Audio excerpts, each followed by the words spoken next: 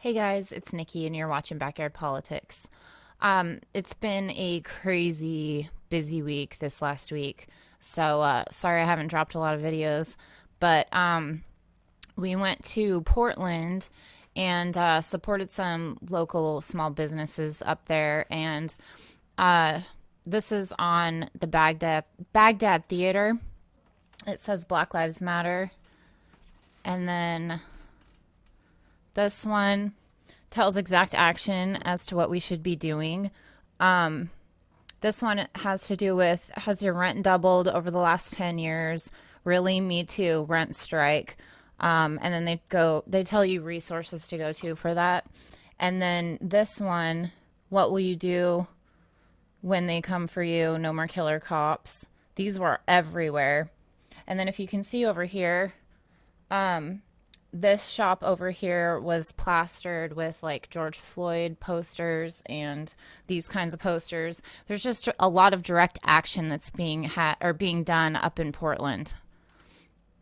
This one, the 61,300 people who emailed Ted Wheeler demanded he disband the Portland Police Bureau.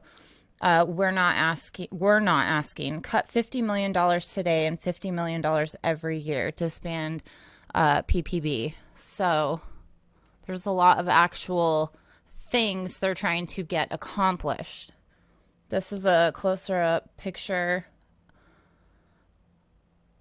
of the previous one, and then this is just a cool little food cart area that we ate at. It's called Hawthorne Asylum, and there's a bunch of food carts in there. It's really cool. It's a fun little place if you're ever up there. So we did that. And then, if you guys have seen it, I was on the Political Vigilante. Thank you, Graham. It was an awesome experience. It was really cool. Very nerve-wracking, but it was really cool. Turned out well. Check out his video where I was interviewed about what's going on here in Salem with the Salem Police Department siding with the Proud Boys. There was a second video that came out. I covered this in one of my previous videos. Check that out as well. And then here's another picture of direct action being taken in Portland. Join our movement, demand that the Portland City Council defund the police, and then it goes into details. Reinvest in black futures. It goes into details and gives a link. And you can find this all on my Instagram page at Backyard Politics Official. And then protect our communities from violence, defundppb.org. So more direct action being done in Portland.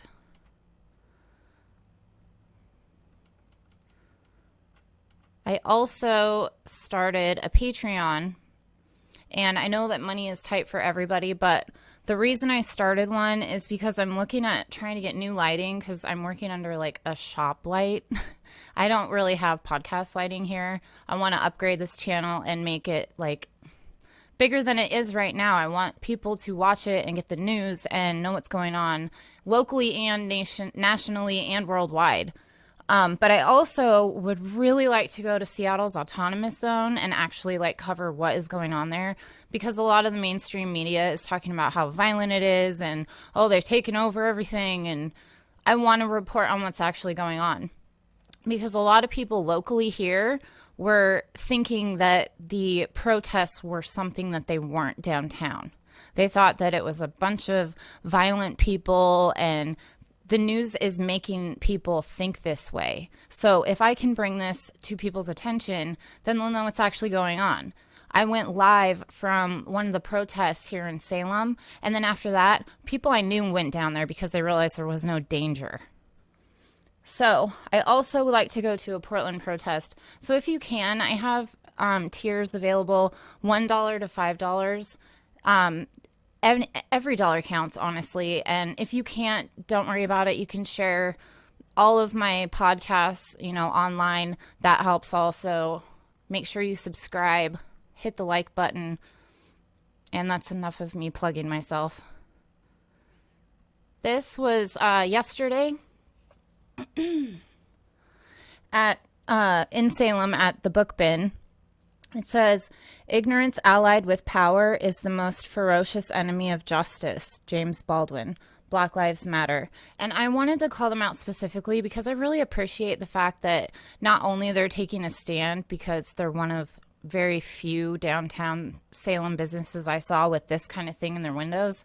Not only that, but they're also making all of their customers wear masks, and they've gotten yelled at a bunch of times for that. And I would just like to thank them, because I think that's what everybody should be doing. It was like that up in Portland. You couldn't go into most shops if you didn't have a mask on. That's just, duh. I mean, so thanks, Bookbin. That was really cool. This is also happening in Salem.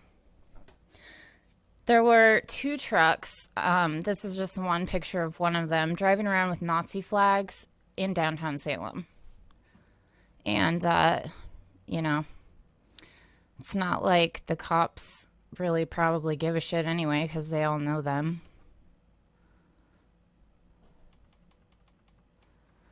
And yesterday we went to a protest in downtown Salem.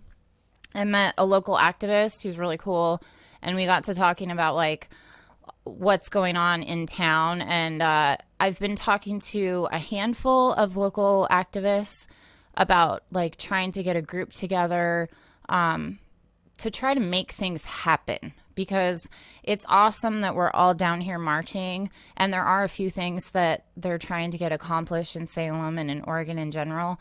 But for the most part, I hate to say it, but it's been nothing but a giant photo op with police officers, and then, you know, no actual change. So if we can actually get something going where people are like, no, we want this, and this, and push for it, maybe something will happen. So if you're interested, contact me.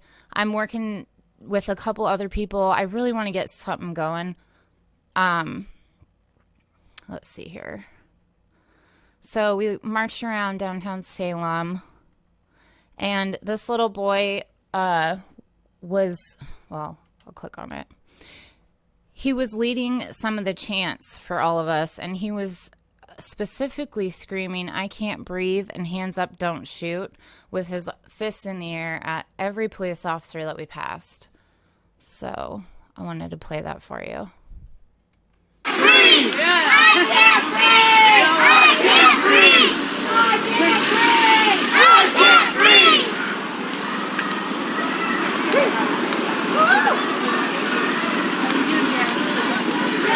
Free! Yeah. I can't breathe! I can't breathe! I can't breathe! I can't breathe! So they had us blocked on just like a little part of the street so that like cars could get through, which I think is bullshit. A protest is supposed to shut down traffic. So anyway, they had us just marching in one lane on part of it, and then they had cones up set right here, and then there were cops stationed, you know, every so many feet, or they would drive up and then stop and wait, and then drive up and stop and wait. And that little boy, at every single cop we saw, he was putting his fists in the air and screaming at him, and it was pretty awesome to watch. Honestly, I choked up.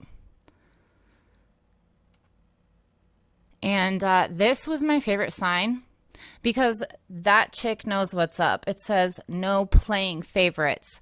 So if you've watched any of my previous videos of the Salem Police Department playing favorites, they said they don't want to look like they're playing favorites with the armed militia. Please go and watch those videos. They're very important. It's total proof that Salem Police Department is not only siding with the alt-right, but I've also heard that the alt-right has like infiltrators that come into these groups, the protests, and take pictures and out whoever's there, so that not only the alt-right knows, but Salem Police Department knows as well. You can even watch it in the Salem Reporter video. Excuse me. The Salem Reporter video of my last episode I did. The full video shows me, the back of me, and the infiltrator guy was behind me in our march, and then he went over to the alt-right. So this shit is really happening here. So that's just a little bit of what my week looked like. Please go to the Political Vigilante, subscribe to him. Graham fucking rocks, let's be honest.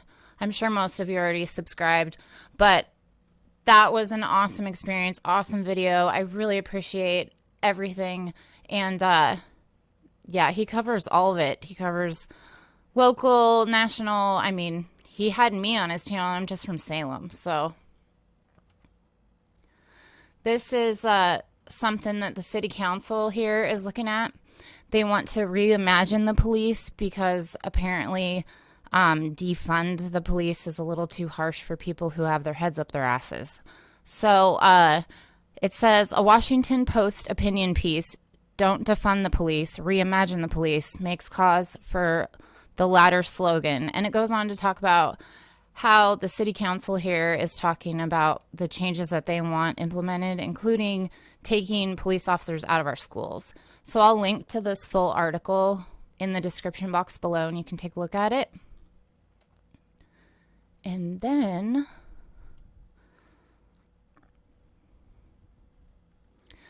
this is, oh yes, I wanted to show you guys this.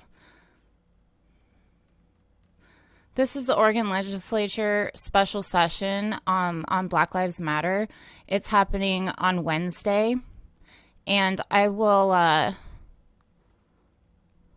read off, let me see. I'll try to link to this. It's a private event on Facebook, but if you go to Facebook and look up Oregon Legislature special session, it's for Wednesday, June 24th at 8 a.m. They're having a Zoom call, and they're going to be going over, excuse me, they're going to be going over the different changes that people want made here in town and in the state. And then we have this article I was sent by an underground activist, and I thought it was really important. I'm not going to read the whole thing. Again, I'll link to it in the description box below. But I want to go over some key points in it. It says, accomplices, not allies, abolishing the ally industrial complex. The ally industrial complex has been established by activists whose careers depend on the issues they work to address. These nonprofit capitalists advance their careers off of the struggles they ostensibly support. They often work in the guise of grassroots or community-based and are not necessarily tied to an organization. They build organizational or individual capacity and power, establishing themselves comfortably among the top ranks in their hierarchy of oppression as they strive to become an ally champions of the most oppressed. While the exploitation of solidarity and support is nothing new, the commodification and exploitation of allyship is a growing trend in the activism industry. This is kind of part of what is going on in Salem. Some people definitely want change to happen and they're working for that, but there are other people in Salem that are co-opting the movement and trying to advance their music careers and their political careers. And it is absolutely disgusting. And it's bullshit. So it goes on to talk about the different types of these kinds of people. And then it says that some ways forward for anti-colonial accomplices. And it talks about decolonization. The process of restoring indigenous identity can be very personal, and it should be differentiated, though not disconnected, from an anti-colonial struggle. The work of an accomplice in anti-colonial struggle is to attack colonial structures and ideas. Let's see what else. While there may be times folks have the capacity and patience to do so, be aware of the dynamics perpetrated by hand-holding. Understand that it is not our responsibility to hold your hand through a process to be an accomplice. Accomplices listen with respect for the range of cultural practices and dynamics that exist within various indigenous communities. Accomplices aren't motivated by personal guilt or shame. They may have their own agenda, but they are explicit. Accomplices are realized through mutual consent and build trust. They do not have our backs. They are at our side or in their own spaces, confronting and unsettling colonialism. As accomplices, we are compelled to become accountable and responsible to each other. That is the nature of trust. Don't wait around for anyone to proclaim you to be an accomplice. You certainly cannot proclaim it yourself. You just are, or you are not.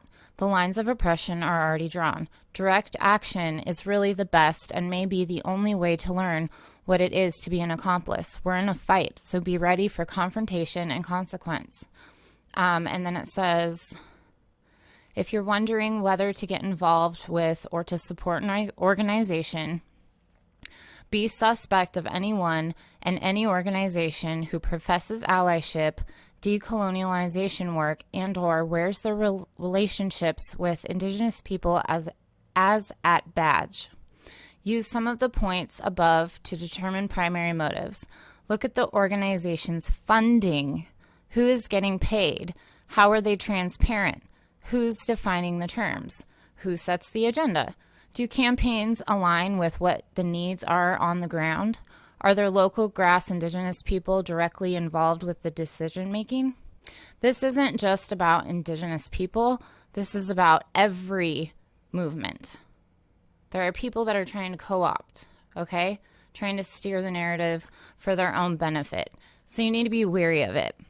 And try to get more people to go in the other direction by pointing out what is going on. You don't need to be rude about it and say, oh, these people suck, but point out the fact that they're trying to advance their political careers with no actual change implemented behind that. Like, oh, we're going to have real things happening here in town, but I can't tell you what it is. What? Seriously? Might as well vote for Biden at that point, right? So anyway, that is what's up here at Backyard Politics. I am Nikki. Thank you for watching. Please like this video, share it, subscribe to my channel. Make sure you hit the little bell notification so you know when a video drops. If you want to get involved here in town, message me on Twitter at Backyard Politics. And I'm also on Instagram at Backyard Politics Official. And until next time, Medicare be with you.